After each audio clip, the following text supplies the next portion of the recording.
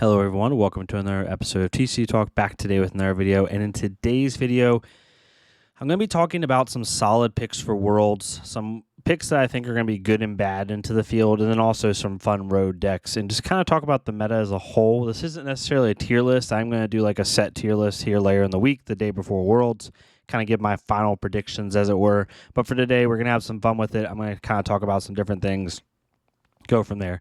If you notice the floating Katsu, it's late at night, have some people moving around in my apartment, and I kind of just want to be respectful of them, so I am using Katsu as a placeholder for myself. So we're kind of giving a voice to Katsu today. But yeah, if you're new to the channel, welcome. Thank you so much for stopping by. Hopefully you enjoy your stay. If you're a long-standing supporter, thank you so much as always. Feel free to check out the Patreon and the Discord down below for access to a great community. Over 430 members in the Discord, starting to grow again, really going strong. Really been appreciating all the love this month, last couple of months in the channel, and really thank y'all so much. So get into it.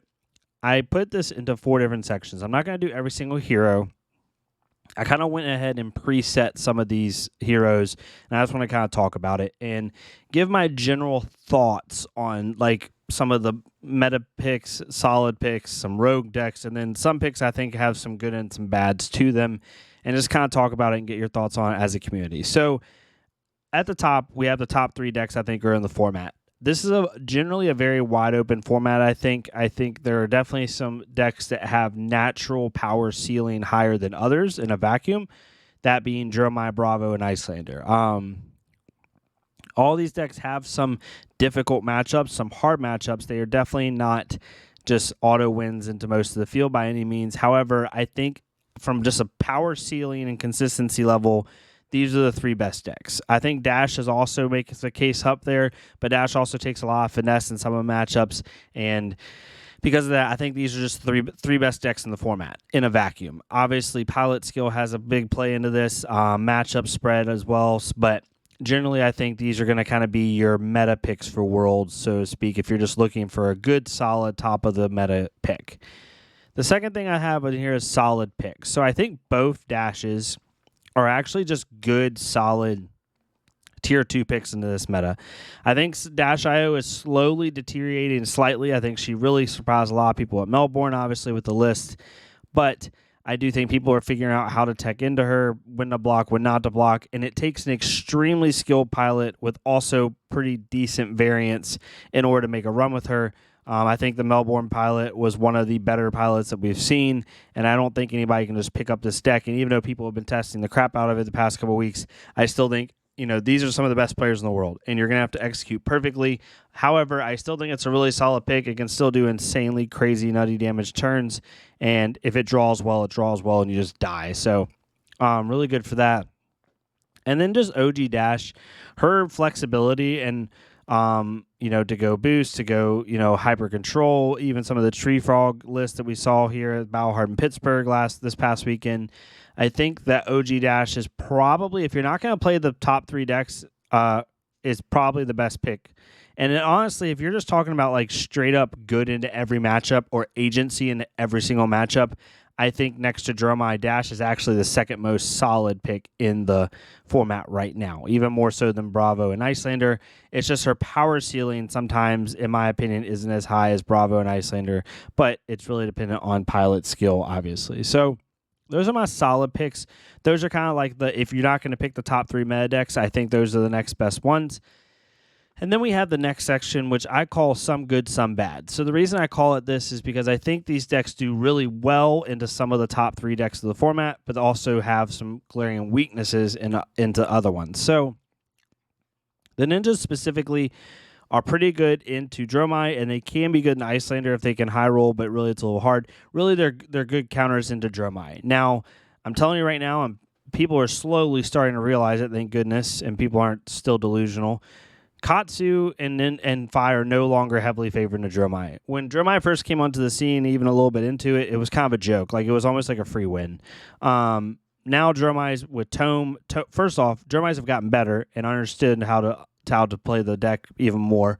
But also, Tome of Imperial Flame has completely unlocked that deck's power ceiling.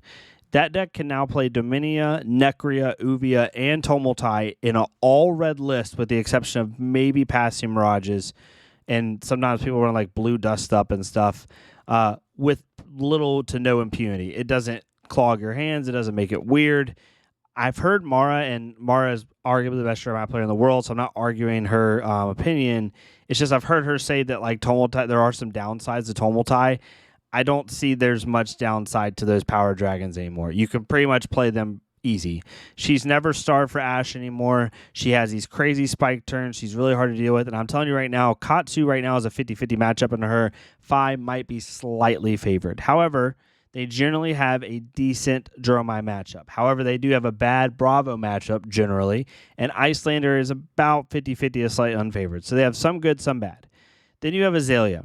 Azalea is in the Dromai, slightly unfavored, is slightly favored into Icelander, and then unfavored into Bravo. So Azalea, you're really trying to pick on some of the other decks in the format while also staying 50-50 into others. I've seen some people put Azalea as the top of the list. I just can't do that. With the other three top decks being Dromai, Bravo, and Icelander, she is not overly favored into any of those decks. In fact, she's unfavored into two of them, and I would honestly say 50-50 in Icelander unless your name is Levi Rauch. Levi has said before that he thinks that the matchup is favored for Azalea, but Levi is also arguably the best Azalea player in the world. I think in a normal matchup, even at a Worlds level, it's about 50-50. If Icelander draws her Channel Lake Frigids and Insidious chills early, it's a really bad day for Azalea. If she doesn't, and Azalea can even land one Inertia-like token or Seek and Destroy or something like that, the game's pretty much over. So they do have some good and some bad into them, and because of that, I think if you pick one of these three heroes, you got to be okay with being good into some matchups and bad in the others, and just hope that you draw your right matchups, right? And then we have Rogue. So I picked two Rogue decks. One is kind of obvious now, especially with the recent Battle Heart in Pittsburgh, and the other one's a little bit more but we'll see how it goes. So Reinhardt is the obvious Rogue pick right now. If you look at the top three decks, Reinhardt is favored or even into every single one. He is favored in a Dromai. It's definitely not an auto win by any means. It's close to 50-50 now, closer, but it's still favored. He has a 50-50 matchup in a Bravo. It's a very skill-intensive, very grinding matchup, and I would say he's favored in Icelander. So he is slightly favored to favored in two of the three top decks. He does well into Mechanologist because of item hate and just ability to like shut away blocks. And then he also has, it's not an auto loss in aggro, right? Into Fi and Katsu, it's not fun, but it's winnable. You just have to, hopefully you draw the right cards. But I think Reinhardt is one of the best positioned decks that's not a top deck right now in the format. And honestly, I'm only not putting him in the solid pick category because people aren't talking about him as much. My second Rogue deck is Max. I think Max has some play. I think people still don't know how to play against Max. We saw the Melbourne list do really well getting top 8, and I think that list is still viable. Dromai is a little difficult for sure, but I think the list has some gas, no pun intended. I think it has some play, and I don't think people 100% know how to play into it, which is an advantage you could have by playing the list.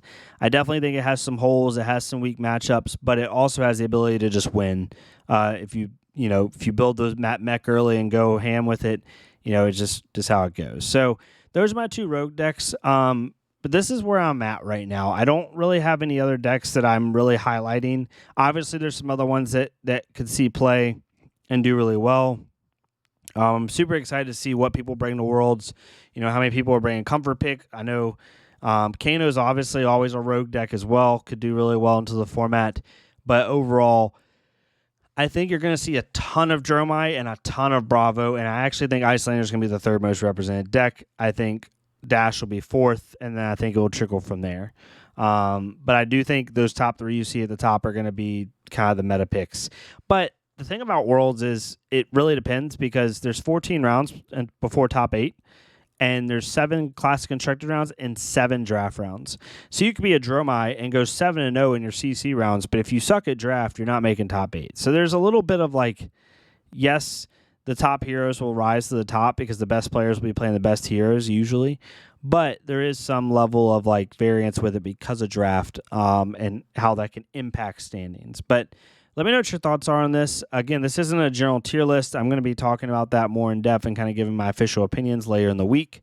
but I would love to hear what y'all's thoughts are on these picks. If you agree, disagree, totally fine. But if you like this type of content, please leave a like, comment, or subscribe. If not me, it's totally fine. Go to our Flesh and Bug creator, leave a like, comment, subscribe on their stuff so we can get more people seeing this game. Hopefully y'all enjoy your world's viewership. If you're traveling, be safe traveling. Have fun over there. I'm going to be in stream hanging out and cheering on and, having a good time. Thank y'all so much, and I'll see y'all next time on TCG Talk.